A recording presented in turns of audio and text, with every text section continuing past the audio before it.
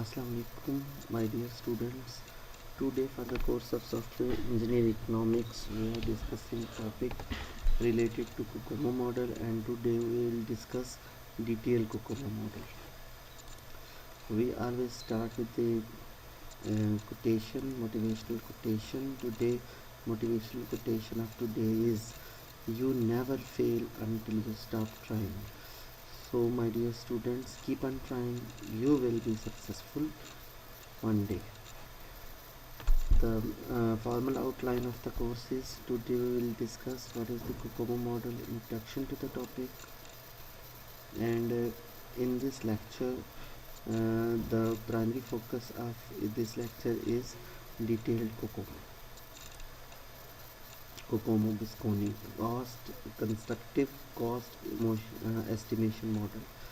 Bisconi just for fun मैंने ये slide आप लोगों के लिए इस लेक्चर में शामिल की है। कोकोमो का मतलब कंस्ट्रक्टिव कॉस्ट एस्टिमेशन मॉडल है।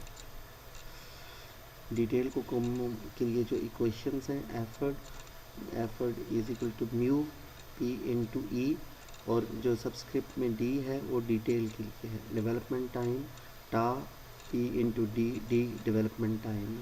हम इस लेक्चर में अज्यूम कर रहे हैं कि साइज़ 12 की है और एफर्ट 52.9 है और डी डेवलपमेंट टाइम 11.27 है। ये इससे जो प्रीवियस लेक्चर है इसमें मैं आप लोगों को क्लियर कर दूंगा, लेकिन ये जस्ट फॉर कैलकुलेशन हमने कुछ असम्पशंस की हैं ताकि हम इजीली इसके मेथड को समझ जाएं। डिटेल कोकोमो मॉडल के लिए detail COCOMO model basically phase wise estimate करने के लिए यूज़ होता है। मोड एंड कोड साइज़ यहाँ ऑर्गेनिक स्मॉल, ऑर्गेनिक मीडियम।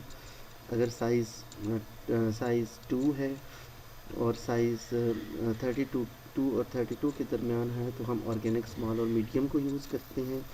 और उनके जो कॉस्ट मल्टीप्लायर्स हैं, फैक्टर मल्टीप्लायर्स हैं, वो हर एक फेज़ के लिए गिवन है इस टेबल में। इसी तरह से सेमी डिटेल, मीडियम और सेमी डिटेल लार्ज है। अगर साइज़ 32 है और साइज़ 128 के दरमियान है तो हम उसे सेमी डिटैच में कंसिडर करेंगे। और अगर एम्बेडेड लार्ज साइज़ 320 और 320 से लार्जर है तो हम उसे एम्बेडेड लार्ज में कंसिडर करते हैं।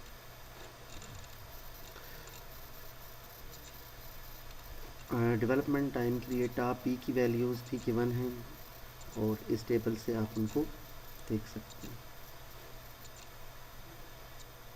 क्योंकि हमने जो साइज़ है वो कंसिडर किया है 12 की, तो मैंने इसको ऑर्गेनिक मीडियम में कंसिडर किया है।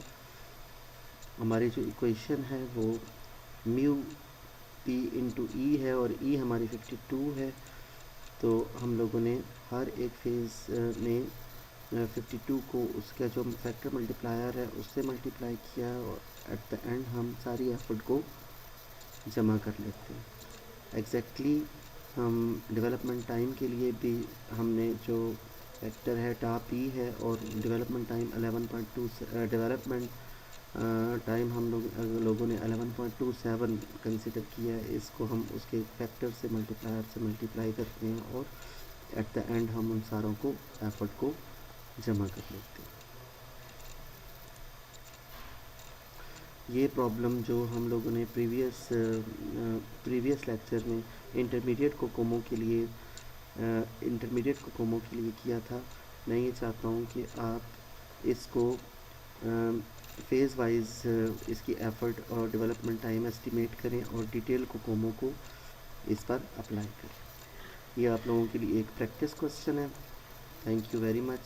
और यहाँ पे हम अपने लेक्चर को एंड करते हैं और आप लोग सारे जानते हो कि हम एक खूबसूरत से शेर पे हमेशा ख़त्म करते हैं: कौन जाने कि नए साल में तू किसको पढ़े, तेरा मयार बदलता है मुसाफिर की तरह।